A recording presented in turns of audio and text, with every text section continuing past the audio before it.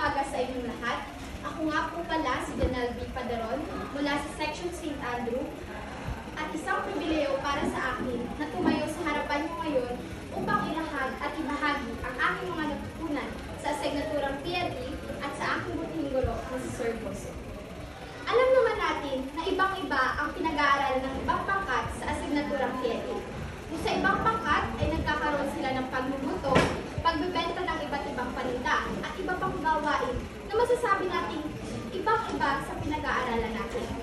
Ngunit, sa asignaturang PLE, sa paraan ng pagtuturo ng aking guro, natutunan at napagtanto ko na hindi lamang sa pagluluto at pagsaayos ng mga mesa, pagtitinda, umiikot ang asignaturang PLE.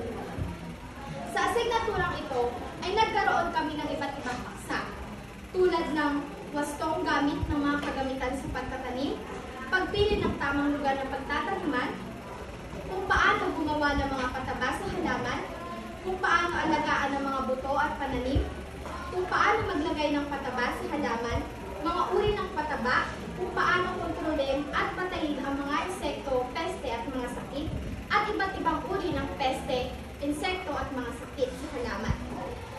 Sa mga paksa pa lamang na ito, ay masasabi kong hindi madaling matutunan at maisagawa ang mga paksang ito.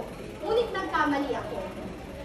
Dahil nang magsimula kaming magtalakayan ng mga paksang ito hanggang matapos ang huling markahan, ay masasabi kong marami akong natutunan sa asignaturang ito at sa mga paksang tinalakay namin. Sa mundong patuloy na nagbabago, mahalaga ang ating papel sa pangalaga sa kalikasan. Isa sa pinakamahalagang aspeto ay ang tamang paraan ng pagtatanim at pangangalaga sa ating mga halaman. Ngayong araw ay nais kong ibahagi ang aking mga natutunan tungkol sa wastong paggamit ng mga kagamitan sa pagtatanim, pagpili ng tamang lugar na pagtataniman, paggawa at paggamit ng mga pataba, at ang tamang pag-aalaga sa ating mga pananim laban sa mga peste at insekto at mga sakit. Sisimulan ko ito sa wastong paggamit ng mga kagamitan sa pagtatanim. Napakahalaga ng tamang kagamitan sa pagtatanim upang maging maayos at epesyente ang ating gawain. Ang mga simpleng gamit tulad ng pala, kalaykay, kaldera at gulong ay may kanya-kanyang papel sa pagpapadali ng pagtatanim. Sa pamamagitan ng maayos na paggamit ito, napapanatili natin ang kaligtasan at kaayusan sa ating gawain. Pangalawa, pagpili ng tamang lugar para sa pagtataniman. Ang tamang lokasyon ay may malaking epekto sa paglago ng mga halaman. Dapat natin isaalang-alang ang sikat ng araw, uri ng lupa, at tanging dami ng tubig sa lupa. Kung ang isang halaman ay nangangailangan ng maraming araw, dapat natin itong itanim sa bukas na lokasyon. Kung ito naman ay nangangailangan ng lilim, mas mainam itong ilagay sa lugar na may proteksyon laban sa matinding init. Pangatlo, paggawa at paggamit ng pataba. Ang pataba ay nagbibigay ng sustansya sa ating mga pananim. May dalawang pangunahing uri ng pataba. Ito ay ang organikong pataba at ang kemikal na pataba. Ang organikong pataba ay mula sa mga nabubulok na bagay tulad ng dahon, balat ng prutas, at dumi ng hayop. Madali itong gawin sa pamamagitan ng composting. Ang kemikal na pataba naman ay gawa ng tao at mabilis na nagbibigay ng sustansya sa lupa. Ngunit dapat itong gamitin ng tama upang maiwasan ang pagkasira ng lupa. Pang-apat, tamang pag-aalaga ng mga pananim.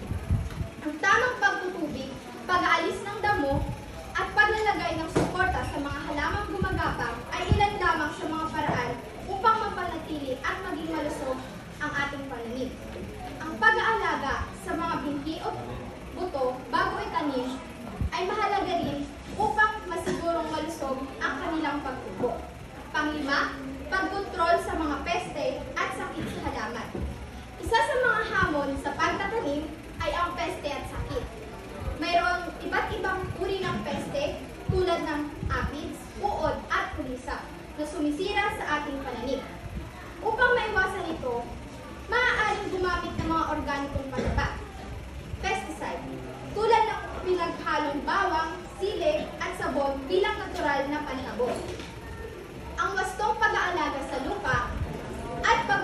pagpapanatili ng kalinisan sa taniman ay isa ring epektibong paraan upang maiwasan ang pagdami ng mga peste.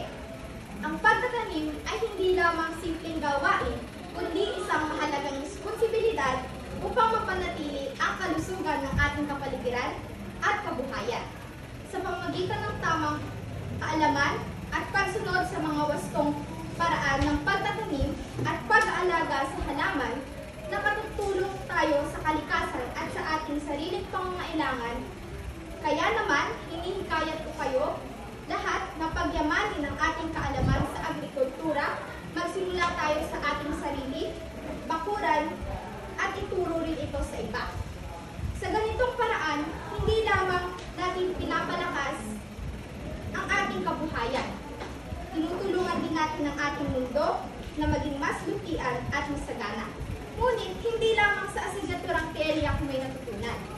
May natutunan din ako sa aking buting guro, si Sir Goso. Sa araw-araw nating pagpasok sa paaralan at sa bawat pagkakataong nakikisalamuha tayo sa ating guro, hindi may iwasan ang mga personal na usapin. Pagbibigay ng payo sa isa't isa, tunay nga na ang ating guro ay maituturing na pangalawang magulang natin sa paaralan. Bilang isang mag-aaral, ngayon ko lamang naranasan na magkaroon ng isang guro sa PLE na hindi lamang nagturo sa amin ng kaalaman, kundi nagsilbing isang ama rin sa akin, sa aking mga kamag-aral. Siya ay si Sir Goso. Bagamat siya ay mahigpit sa amin, ramdam ko ang kanyang malasakit sa mabuting intensyon bilang isang guro.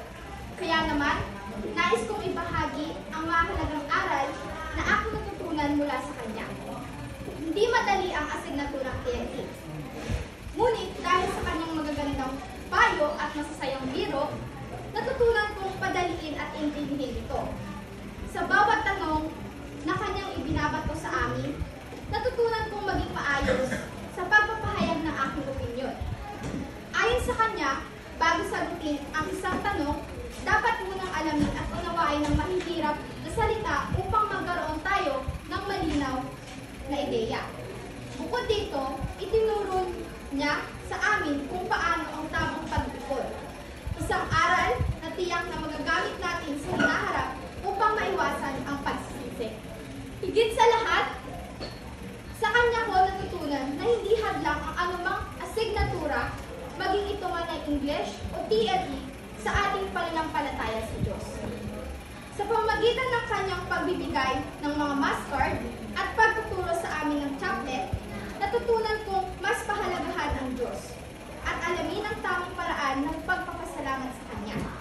At higit sa lahat, natutunan kong maging isang responsableng mag-aaral dahil sa kanyang mga payo at biro.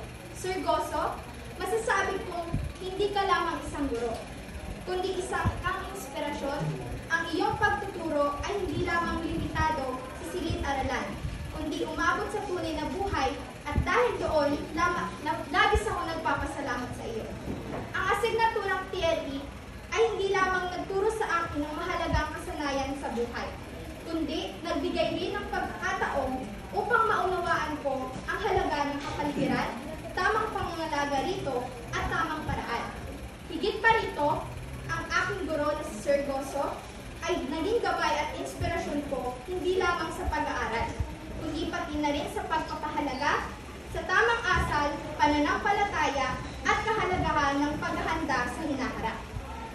Sa bawat leksyong itinuro niya sa atin, hindi lamang ako natuto kung paano magtagumpay sa asignatura ito, kundi natutunan ko rin ang mga aral na ginamit ko sa tunay na buhay.